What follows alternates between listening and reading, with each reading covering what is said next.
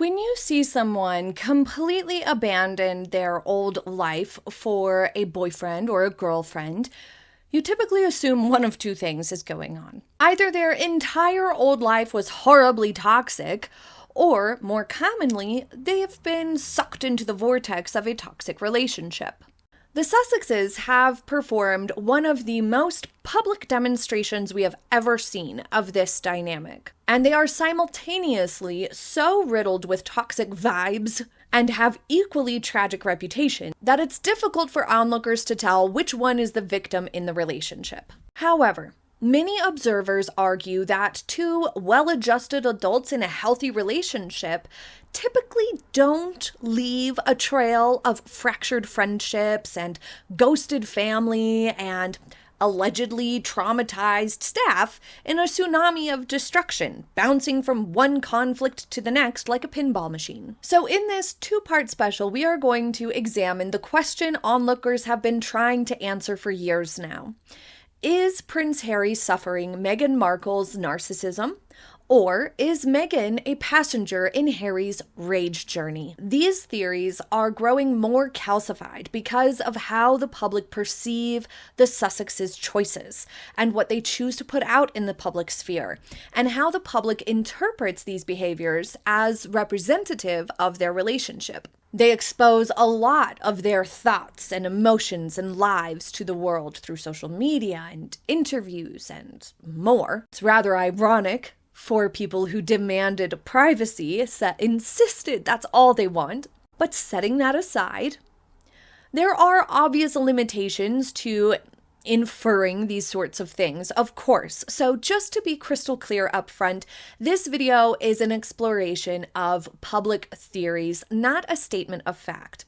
We are simply analyzing the breadcrumbs of their highly publicized relationship to understand these three most common lenses that the public uses to view them and evaluate the validity of these claims. In today's video, we are going to examine the evidence that supports the popular opinion that Meghan Markle is perhaps very high in narcissistic traits. The theory that she is the toxic one in the relationship and Harry is exhibiting signs of being manipulated or victimized. Next, in tomorrow's video, we will investigate evidence against this theory, the counter-argument that Prince Harry is actually the more toxic, dominating, highly narcissistic partner, and Meghan Markle is simply along for the ride. And finally, in tomorrow's video, we will evaluate the third possibility, so be sure you're subscribed so you do not miss it. So with that opinion disclaimer in mind, let's jump right into evidence that the public and critics alike point to that supports this argument or this public opinion, this theory, that Meghan Markle is the driving force, and she is exhibiting toxic and narcissistic traits. One of the first and most common or prominent pieces of evidence to support this theory is the myriad lies. Recently, I talked about the massive amount of documented lies, proven lies, occasions where Meghan and Harry even lied in high-stakes scenarios like to the courts. I'll try to link the video if I can remember, but it's called like Lies by the Dozen or something like that. And it goes into greater detail of this and points out a lot of the specific scenarios if you're interested. But when someone is lying in public often, like to a judge or on TV, in interviews, in books, it's rarely something that they save for like exclusively outside the home. You know what I mean? It's not like they lie everywhere except within their relationship. Typically, it's indicative of a pattern, and a partner that's lying prolifically, it doesn't just eliminate trust in their partner, it actively alters the way their partner's perception of reality works. It fundamentally changes a person's trust in their own judgment when their partner lies all the time. Observers look at Meghan's pattern of dishonesty and believe that Meg lied to Harry from the start about countless things, and it drove a great deal of their strange choices, from alienating Meghan's old circle to being cagey around the birth of Archie to Harry's demands that the press leave Meghan alone when they were dating, despite a complete lack of evidence that that was occurring. It seems that Harry, at a certain point, just started taking Meghan's word for everything, and they've been living in an alternate reality ever since they were dating. Onlookers have also cited the knight in shining armor manipulation, theorizing that Meghan recognized Harry's unresolved trauma regarding his mother and weaponized her own distress or displeasures with the press to activate his protective instincts. This theory argues that she made him feel that he had to save her by removing her from the institution, effectively securing her exit on her terms. Taking it a step further, there's actually no evidence to suggest Meg was stalked by the press ever. She was criticized, however, and this was unpleasant for them both, especially as her insiders had revealed her controlling nature. It looks as though she went to great lengths to try to force and make Harry force on her behalf positive press to manifest itself despite her public errors, thinking that the public's affection, approval, and positive press was owed rather than earned. And the alleged fear of the press and fake desire for privacy were actually just talking points to force Harry's hand, to make it seem as though she leveraged Harry's predisposition to dislike the press to her own gains, to try to maneuver positive press by force. Additionally, we have the prolific Princess Diana mimic problem. The rumors of Meghan Markle wearing Diana's perfume to their first few dates, dressing and posing like Diana in undeniably strange ways, have only bolstered this argument of psychological manipulation executed by Meghan Markle on Prince Harry. Just show me a relationship where the wife imitates the mother that's not toxic. This connects directly to the victim marketing loop.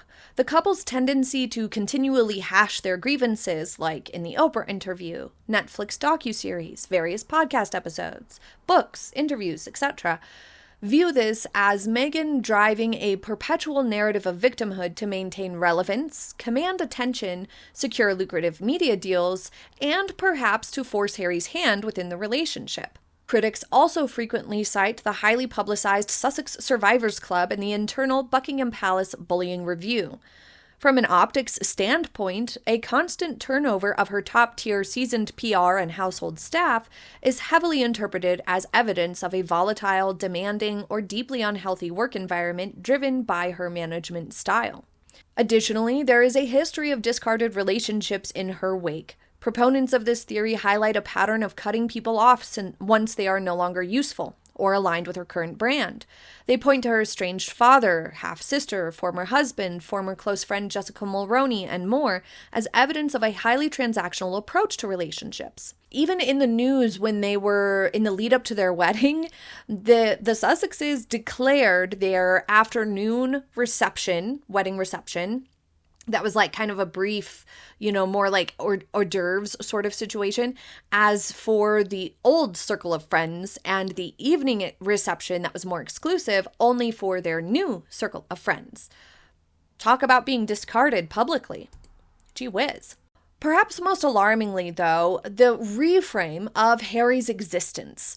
He admitted on Oprah that he didn't know he was trapped until she told him he was trapped. To convince someone that their entire upbringing was wrong, that their culture is wrong, that nothing has ever been fair to them in their whole lives, so much so that they should go scorched earth and lie and put private familial moments on blast and effectively try to ruin the reputations of those family members, who are also public figures, implies an immense level of reframing going on behind the scenes. And it also indicates binary thinking, the all or nothing trap, that either his family is all bad or all good, and that either they will fully comply with Meghan's requests for things to be the way she wants them to be, or that means they are not protecting her and this is horrible and this is a bad thing. That sort of line of thinking is often associated with people who are higher in toxic traits or behaviors. We also see a few moments in time where Meghan pivoted or changed indicating some degree of strategic pretending within the relationship.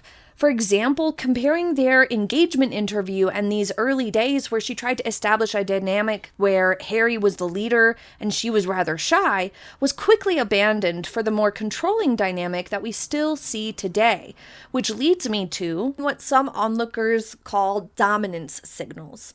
Demands to hold hands, tapping and touching Harry repeatedly when he's talking to other people, demanding his attention or taking his attention away from people who he is interacting with actively, or alienating him from friendships or where he has always lived and known. And even a tight control over their joint narrative. This is corroborated by Meghan's own admissions that she loves to control things, whether it's what someone writes about her. Remember in the Cut piece, she told the journalist what to write and what to describe her sounds as, or something really weird like that. And she talks endlessly about wanting to have her hands in the granular of everything. Just like frequent lying tends to be indicative of a consistent trait, so too does micromanaging and being overly controlling of how someone moves about in the world or presents themselves, or everything they say or everything they do, or how long they stay talking to people when they're there to shake hands, for example. The public also used to like Harry quite a lot. And since he published that unfounded announcement that the Meg was being bothered and should be left alone earlier in their relationship, that positive reputation has slowly been destroyed over the years.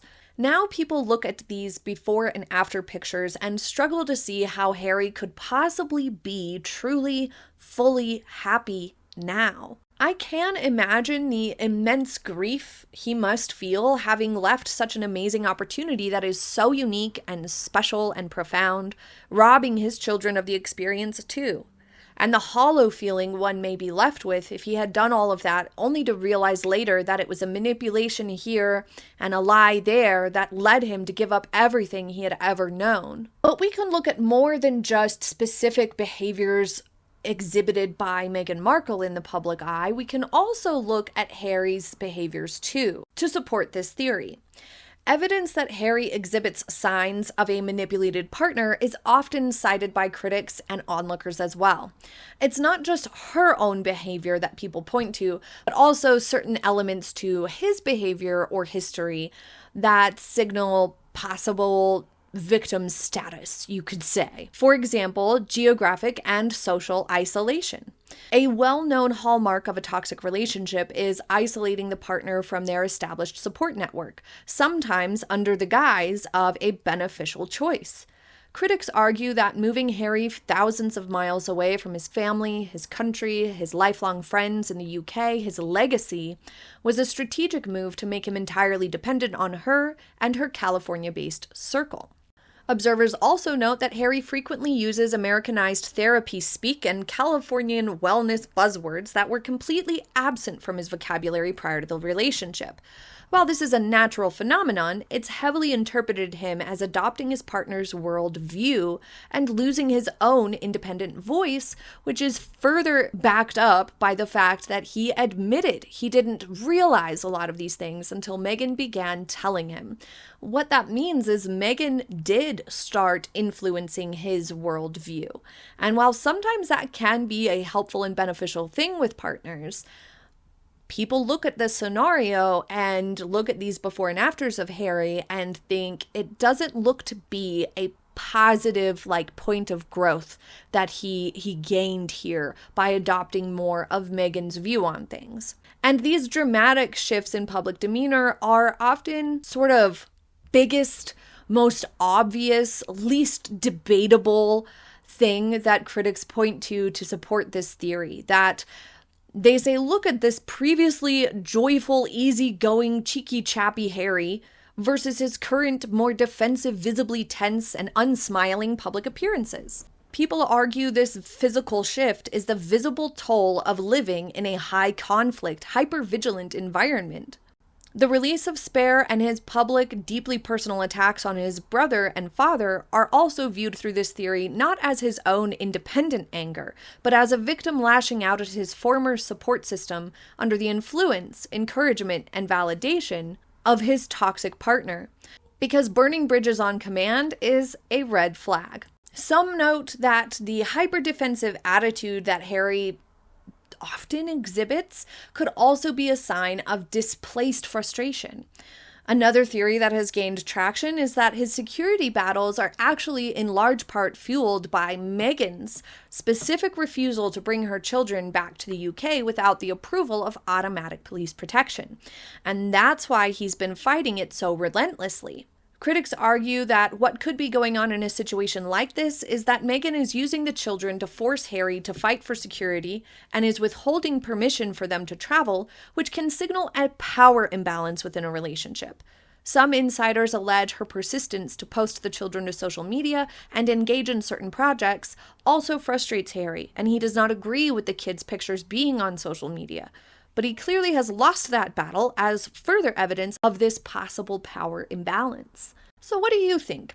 Is there enough evidence of Meghan Markle's toxic behaviors to support the popular opinion that she is the toxic apple spoiling Harry? Tomorrow we're going to look at the evidence against this theory, the counter-argument that Harry is actually the one who is on a toxic trajectory and Meghan has simply been along for the ride, trying to cope all the while. And I will be revealing a third possibility in tomorrow's part 2. So be sure you're subscribed and I will see you then. Have a happy day, everybody. Bye.